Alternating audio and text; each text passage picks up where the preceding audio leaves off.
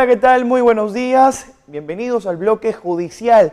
Un importante tema y también un importante convenio entre la Corte Superior de Justicia y este medio de comunicación Sol TV. En esta oportunidad nos acompaña el juez especializado del tercer juzgado laboral, el doctor Ricardo Miranda Rivera. Doctor, ¿cómo está? Buenos días. Buen día. Gracias por la invitación y generando una fortaleza institucional con el convenio judicial con esta casa de TV.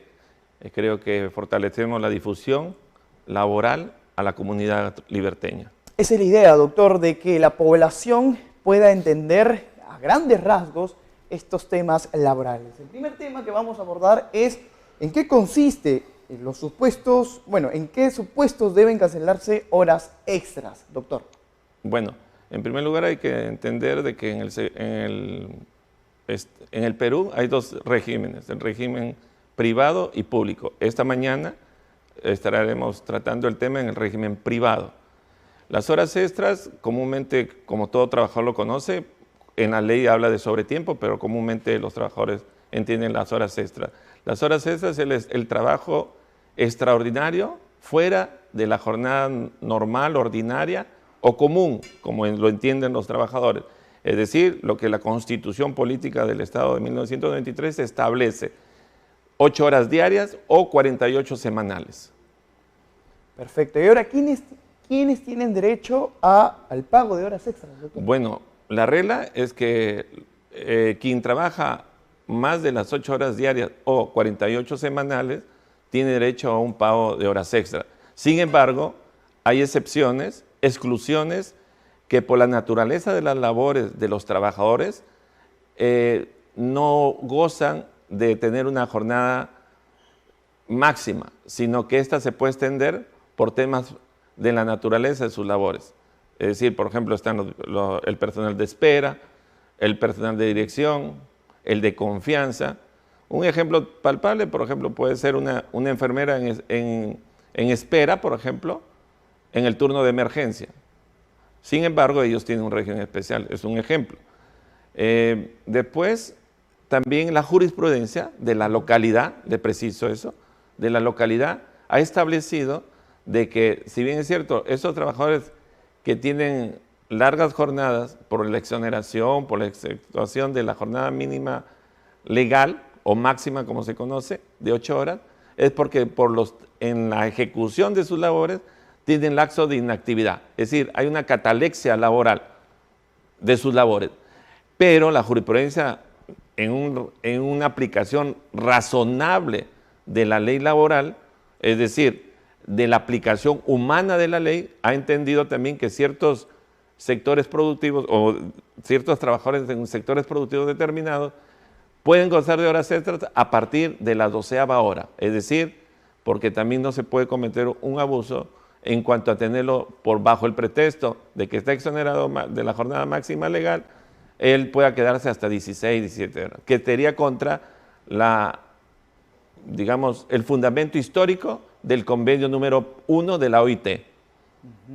Ahora, doctor, las horas de sobretiempo que se registra, ¿pueden compensarse por periodos equivalentes a los descansos? Sí se puede, pero creo que esto de las horas extras se tiene que conversar con los trabajadores, debe haber acuerdos escritos, ¿no? O las reglamentaciones. Además que estas compensaciones depende también muchas veces, no siempre, pero generalmente obedece a la naturaleza del objeto social que la empresa o el empleador se dedica. Ahora, este es muy importante, ojo con eso, el tiempo de refrigerio. ¿Cuenta o se encuentra dentro de la jornada máxima, doctor? No se encuentra. A partir de esta ley actual de la jornada y horario de trabajo y sobre tiempos, estableció que el refrigerio no comprende dentro de la jornada de trabajo. Es decir, son 8 horas efectivas y el horario de refrigerio, que no debe ser menos de 45 minutos, está excluido de ello. Perfecto. Y ahora queremos saber y que la población pueda conocer cómo se calcula el pago por hora extra, doctor. El cálculo de horas extras está en función de, muy simple, por ejemplo, podemos coger un ejemplo básico que me podrían entender la comunidad y en especial los trabajadores y los potencialmente trabajadores a futuro, que son los jóvenes en nuestro país. Las horas extras es muy sencillo. El mínimo vital, por ejemplo, está a 930. Okay. El trabajador lo único que tiene que hacer es operar 930 entre 30 y después entre 8 y obtiene el valor hora. A ese valor hora se le aplica a las 2 primeras horas extras el 25%, es decir, al valor hora le saca el 25% y le suma a la hora normal. Y igual manera, a partir de la tercera a más, se le calcula el 35% del valor hora. Doctor Miranda, muchas gracias por esta información, pero también vamos a conversar en torno a este tema, ¿no?, que es importante. ¿Cómo se configuran los beneficios sociales? Bueno, el término beneficios sociales es un término histórico que lo comprenden también los trabajadores en Perú, porque este término es ya desde el año 50, 40, donde rastreo por información personal de investigación. El término de beneficios sociales es un término genérico que comprende los derechos de compensación por tiempo de servicio, vacaciones, gratificaciones, asignación familiar, participación de utilidades y todo derecho que la legislación laboral genera a partir de su dación de una norma legal. Ahora, ¿qué requisitos debe tener un trabajador para cumplir estos beneficios? Bueno, la ley ha cogido bueno, porque estamos en el tema de empresas que tienen una estructura aún vertical, ¿no? Porque hoy se habla de las nuevas corrientes estructurales empresariales, entonces exige la norma de que en ciertos derechos los trabajadores deben, para gozar de los derechos que he mencionado, algunos de ellos, no todos, 4 horas diarias.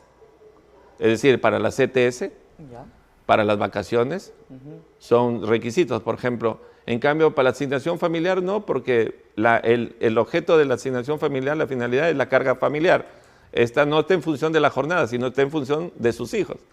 Claro. Por ejemplo, en el tema de gratificaciones no se exige las mínimo 4 horas diarias. Significa que un trabajador menor de 4 horas diarias puede percibir una gratificación proporcional. ¿En qué momento, doctor, se puede cancelar estos beneficios por parte de la empresa? Bueno, hoy en día hay muy difundida la normatividad, los trabajadores también creo que lo conocen. Por ejemplo, la CTS se deposita en abril y noviembre de cada año. Ajá. No, disculpe, en mayo y en noviembre de cada año. Las vacaciones tiene que cumplir los requisitos que establece el artículo 10 del decreto legislativo 713, 30 días hábil, 30 días haber cumplido un año cronológico y haber cumplido, por ejemplo, mínimo una jornada mínima de acuerdo a su plan de trabajo. Así tenemos, bueno, otros derechos que se pueden decir, porque el término que usted ha utilizado, Jonathan, es un término genérico que hay que hablar de cada matiz, de cada exigencia normativa, de cada derecho, un promedio de 12 derechos. Doctor, muchas gracias por estar aquí en Sol TV. Palabras del doctor juez especializado del Tercer Juzgado Laboral, doctor Ricardo Miranda Rivera. Estos temas muy importantes, de suma, valga la redundancia, importancia, para que la población pueda conocer a grandes rasgos los temas laborales. Este fue un convenio entre la Corte Superior de Justicia de la Libertad y ese medio de comunicación Sol TV. Regresamos luego del corte comercial.